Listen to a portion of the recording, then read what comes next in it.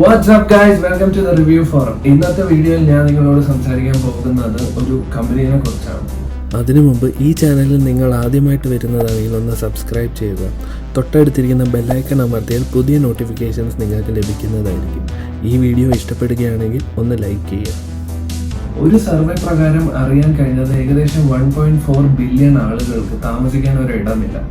അതിൻ്റെ കാരണം പോവർട്ടിയാണ്. അവരുടെ കയ്യിൽ അത്രയും പൈസ ഇല്ലാത്തതുകൊണ്ടാണ് അവർക്കൊരു വീട് വാങ്ങി ജീവിക്കാൻ കഴിയാത്തത്.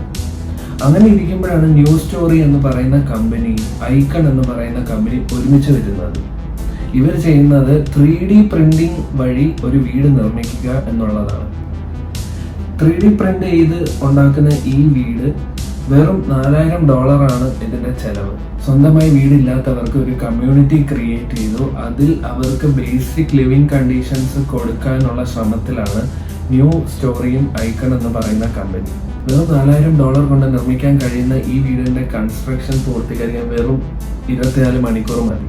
ഈ വീടിന്റെ ഏരിയ എന്ന് പറയുന്നത് ഏകദേശം 650 സ്ക്വയർ ഫീറ്റ് ആയിരിക്കും. ഏകദേശം 650 സ്ക്വയർ ഫീറ്റ് ഏരിയ വരുന്ന വീടുകളാണ് വെറും 24 മണിക്കൂർ കൊണ്ട് ക്രിയേറ്റ് ചെയ്യാൻ പറ്റുന്നത്. 3D പ്രിന്റിംഗ് എന്ന് ഉദ്ദേശിക്കുന്നത് പ്ലാസ്റ്റിക് ആയിരിക്കില്ല, അത് സിമെന്റും ബ്രിക്സ് തന്നെയാണ് അവർ യൂസ് ചെയ്യുന്നത്. അതുകൊണ്ട് ഈ വീട് അത്യാവശ്യം നല്ല സ്ട്രോങ് തന്നെയാണ്. ഐക്കൺ എന്ന് പറയുന്ന സ്റ്റാർട്ടപ്പ് കമ്പനി ക്രിയേറ്റ് ചെയ്ത 3D പ്രിന്ററാണ് വൾക്കൻ. ഈ വൾക്കൻ പ്രിന്റർ വെച്ചാണ് ഇവർ ഈ വീട് സൃഷ്ടിക്കാൻ പോകുന്നത്. ഇതിന് പ്രൂഫായി ഓൾറെഡി 350 സ്ക്വയർ ഫീറ്റ് വരുന്ന ഒരു വീട് ന്യൂ സ്റ്റോറി ക്രിയേറ്റ് ചെയ്തിട്ടുണ്ട്. അമേരിക്കയിലാണ് ഈ വീട്. എന്നാൽ ഇപ്പോൾ ന്യൂ സ്റ്റോറി ചെയ്യാൻ നോക്കുന്നത് മെക്സിക്കോയിലെ എൽ സാൽവഡോർ എന്ന് പറയുന്ന സ്ഥലത്ത് $1 മില്യൺ കൊണ്ട് 300 ഹോംസ് ക്രിയേറ്റ് ചെയ്യാനാണ്. So that's it guys. ഈ ഒരു ടെക്നോളജി, ഈ ഒരു ഐഡിയയെ കുറിച്ച് നിങ്ങളുടെ അഭിപ്രായം കമന്റ്സിൽ എന്നെ അറിയിക്കുക. കൂടുതൽ നല്ല വീഡിയോസും നല്ല വ്ളോഗും നല്ല ന്യൂസുമായി ഞാൻ വീണ്ടും വരുന്നതായിരിക്കും. അതുവരേക്കും ടേക്ക് കെയർ.